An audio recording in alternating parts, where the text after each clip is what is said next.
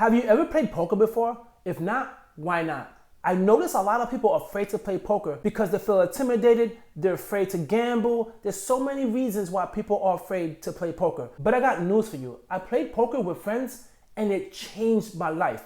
I did not know that poker and life are aligned in many ways, especially when it comes to finances. In this video, I'm gonna share with you the things that I learned with poker and why you should play as well. Whether it's online for free, you don't need to gamble with money, or you could play with your friends the next time they invite you to play poker. So the first time I sat in a poker table, I was extremely intimidated. There was people in the table that I knew. We were friends, we had a beer, we hung out, we do a bunch of things, but they're serious in their career. So I'm seeing a side of them that I don't normally see, which is a focus and the will to win. Now, I was new to poker. I didn't understand the rules. I learned a little bit about it and they knew. So they were patient with me and they explained the game just a bit, enough to get me going. But sitting in that table was nerve-wracking. And when it was my time to play, I was petrified. I didn't know what to do. Everyone's looking at me. I get nervous. So of course, I just fold. And that's one of the things about playing poker is a lot of times we are afraid to step in the big boys table. What I mean by the big boy table is if you have to buy a car and you have to negotiate with someone, it's really uncomfortable to sit with them and try to get a read and understand exactly what's going on. That's the reason why so many times people lose in negotiations because they want to just get out of the room, so they accept the first offer and they leave. So I took the opportunity to allow myself to sit down and absorb everything in. I was nervous and anxious and I accepted it. I was one with my feelings because I knew in order for me to become better at poker, I would have to focus. So if you never played poker before, that's something that you definitely want to do, is experience to sit down with a bunch of people that you know has an advantage over you and you need to overcome that fear to try to play the game and beat them at it. The second experience I had with poker was betting. This is where a lot of finance comes into play. You see, when money is involved, it allows a lot of critical thinking. And betting is really important. Why? Because the amount of money you put down shows how powerful you are. And the number one thing that happens when someone that's new with playing poker is you just want to play to stay safe, to just hang in there. And that is something that people can read easily because you're betting small. And they know you probably have a good hand, but you're afraid to risk all your money. That is something in life that you cannot do. If you feel confident in your ability and you've made great calculations and knowing my chances of winning is never 100%, but it's a pretty good percent, you can bet on yourself that you will win. And that's what I learned about betting. You don't necessarily have to play tight and scared. If you're confident in your abilities and you're confident in the cards you are dealt, you put down a bet that you know will win. Now, if you lose, that's okay. You learn valuable information and the next time you play, you'll be better. Think of it as a job interview. If you go in there and you go timid and you go nervous and you don't give it your all, you didn't do your preparation, you really know what the job was all about, then of course you're gonna lose that game. You're not gonna give it your all. You're not gonna bet on yourself that you're gonna get the job because you knew you was ill prepared. What I also learned with poker that's aligned with life is knowing what a good hand is. There's a saying that we all heard is, this is the cards that I was dealt. Well, in poker, you are dealt multiple cards. So you get to see from all different type of angles how you're gonna play the cards that you hold. Let me give you a quick breakdown about how Texas Hold'em is. Everyone starts off with 2 cards. You look at your cards and those 2 cards are your starting cards. So this is the cards you are dealt with in your life. In the end, people bet, the game keeps on going, I'm gonna speed this process up. They're flipping the 3rd card, the 4th card, and the 5th card. Your job is with the cards that you are dealt to find the best possible hands to what the dealer is dealing. So you wanna match that with your cards. Don't worry about the card rankings and stuff like that. I'm just trying to give you an explanation to understand. All I'm trying to say is the cards that you were dealt in the beginning could get better and better throughout the game, or it could get worse. But the thing about it is you have cards in your hands. You are in the game. If you fold, you are out the game. That's why you need to know in life when you want to hold on to your cards and when it's time to fold it and call it quits. But you need to understand what a good hand is. Let's keep the analogy of having a job interview. If you know that this job really needs to hire someone and you have the required skills, you check all those things that you know that they're offering.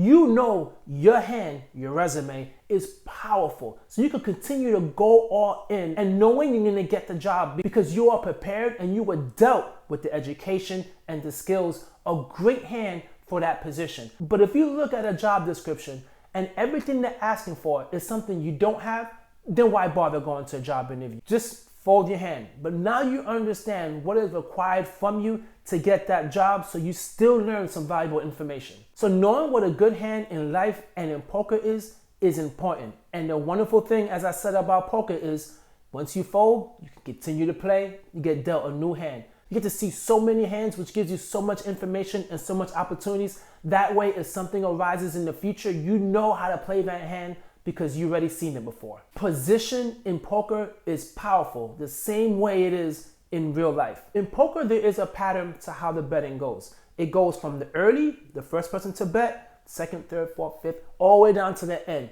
If you are late, guess what? You are in a position of power. Why? You get to sit back and see what everyone else is doing. If everyone else is folding, then you know your position of power. Number one, you might not have anything, but since everyone folded, the odds of you winning is higher. So you can bet even though you're not dealt the best hands. But if everyone else is betting and you know your hand's not that powerful, you could fold. You're not losing any money, you're making a smart decision. That is critical in life. Let's keep the job interview analogy going. Let's say you're the last person to do an interview. The first person that does a job interview comes back and they let you know how it went.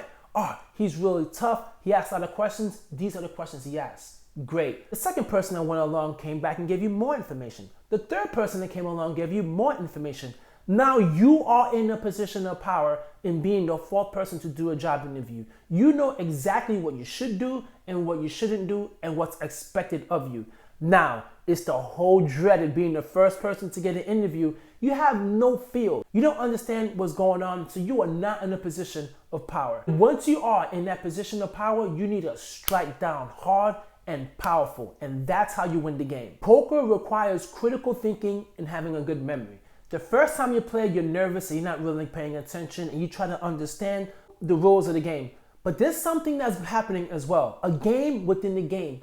People are watching you and you should be watching them to see what they're doing, see how they're reacting. Some people have signs. When they get nervous, they get fidgety, their hands start shaking, they might sweat, they can't maintain eye contact. These are all the things that you need to practice in your life, especially when you're sitting at a negotiating table. You gotta make solid contact, stand firm, don't have your hands shaking. That's giving signs that you are nervous and you're worried and someone will see you as being weak and they could pounce on you.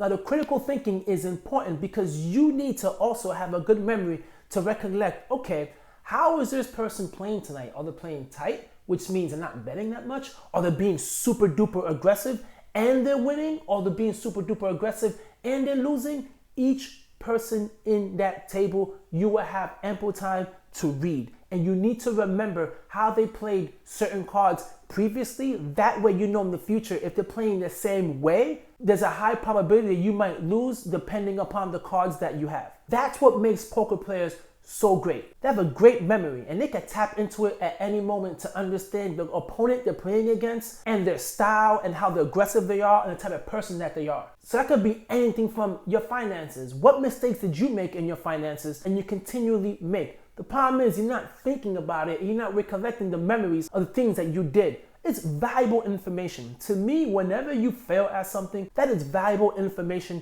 that you can learn and become better at in the future. You can't not just ignore it. You cannot act like it never existed because that opportunity might come again and you should be well prepared to make a right decision. And if you're not paying attention and you don't know what's going on, you will be out of money and out of the poker table as quick as possible. The last thing about poker that I love the most, and it's exciting, and this is the one that people love watching, is knowing when to go all in. That's the moment when you have a good hand and you're feeling like you have a high probability of winning. So you decide to go all in. The opponent now is looking at you like you are in a position of strength. This guy is going all in. He must have something good, or maybe not.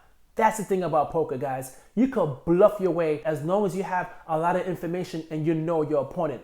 Let's say, for example, you're trying to negotiate with your boss to get a higher raise and you're telling him, I want this amount of dollars or really I'm gonna walk away. you might not really gonna walk away, but you know you are in a position of power. Why? Because the last person that made that same offer got the money and they did not let him walk away. And right now, you know they're short staffed and they're not willing to let you go. It's a risk.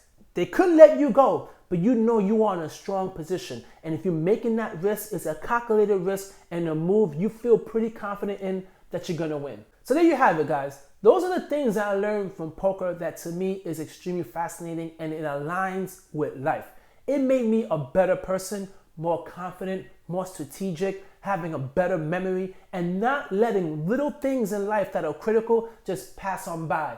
Every time something happens in my life, I try to remember it. That way in the future, I know I can make the right decision and hopefully win at it.